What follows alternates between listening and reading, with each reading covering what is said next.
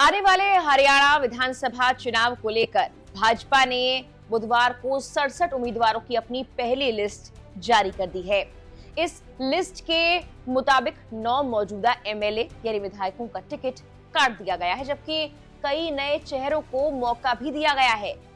इस लिस्ट पर अगर गौर करें तो जिस परिवारवाद को लेकर भाजपा हमेशा विरोधी दलों को घेरती रहती है, निशाने पर लेती है, उसी पर शायद खुद अमल करना भूल गई है। कौन से विधायकों का टिकट काटा गया है, कौन से नए चेहरों को मौका दिया गया है, सीएम नायब सिंह सैनी को भाजपा कहां से चुनावी मैदान में उतार रही है, करेंगे इस सब पर विस्तार से बात। इस लिस्ट के बारे में बने रहे हमारे साथ इस वीडियो में आखिर तक। इस नई लिस्ट के मुताबिक मुख्यमंत्री नायब सिंह सैनी, जो कि वर्तमान में करनाल विधानसभा क्षेत्र से विधायक हैं, लाडवा सीट से चुनावी मैदान में उतरेंगे। पार्टी के प्रेस नोट में ये कहा गया है कि हरियाणा के मंत्री अनिल विज को अंबाला कैंट विधानसभा क्षेत्र से चुनावी मैदान में उतारा गया है, जबकि भाजपा की राज्यसभा सांसद किरण चौधरी की बेटी श्रुति चौधरी को तोशाम सीट से चुनाव लड़ने के लिए पार्टी ने अपना टिकट दिया है।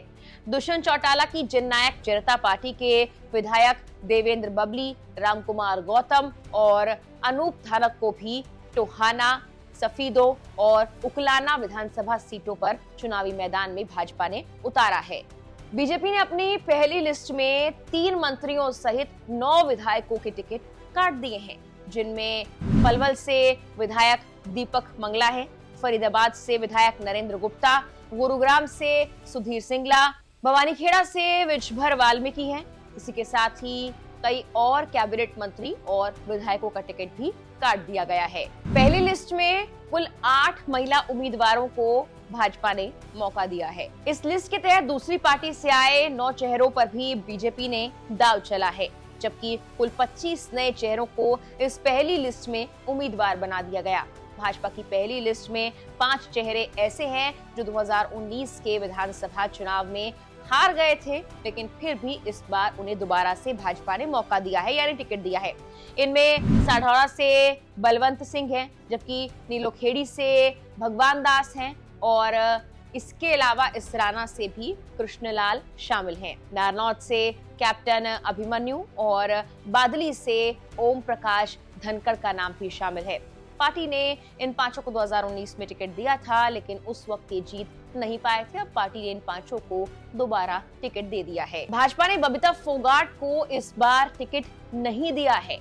उनकी जगह 3 दिन पहले ही जेल सुपरिटेंडेंट की नौकरी छोड़कर पार्टी ज्वाइन करने वाले सुनील सांगवान को चुनावी मैदान में उतारा गया है। 2019 के चुनाव में भाजपा ने बबीता फोगाट को दादरी सीट से टिकट दिया था, लेकिन उस वक्त वो मात्र 24,000 से ज्यादा वोट लेकर तीसरे नंबर पर रह गई थी। महम से भाजपा ने कबड्डी टीम के कैप्टन दीपक हुड्डा को टिकट दिया है। इसके जरिए भाजपा ने खिलाड़ियों को साधने की कोशिश की है। भाजपा ने पहली लिस्ट में पूर्व ओलंपियन रेसलर योगेश्वर दत्त को भी झटका दिया है।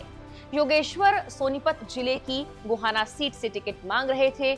इसके लिए वो पिछले दिनों दिल्ली भी पहुंचे थे और भाजपा के केंद्रीय नेताओं से मुलाकात भी की थी, लेकिन उन्हें टिकट नहीं दिया गया है। चुनाव में मजबूती बनाए रखने के लिहाज से जातीय समीकरण पर खूब फोकस इस लिस्ट में रखा गया है। भाजपा ने 90 सीटों को लेकर जारी 67 उम्मीदवारों की पहली लिस्ट में सबसे ज्यादा 41 सीटें 3 वर्गों एससी, ओबीसी और जाटों में बांट दी है। भाजपा ने 13 सीटों पर एससी, 15 पर ओबीसी और 13 सीटों पर जाट उम्मीदवारों को मैदान में उतारा है। इस लिस्ट में परिवारवाद की झलक इसीलिए नजर आ रही है क्योंकि केंद्रीय मंत्री राव इंद्रजीत की बेटी आरती राव अटेली से, जबकि राज्यसभा सांसद किरण चौधरी की बेटी श्रुति चौधरी तोशाम से, कुलदीप बिश्नोई के बेटे भव्य बिश्नोई आदमपुर सीट से और करतार भड़ाना के बेटे मनमोहन भड़ाना को भी समलखा सीट से चुनावी मैदान में उतारा गया है। इसके अलावा सतपाल सांगवान के बेटे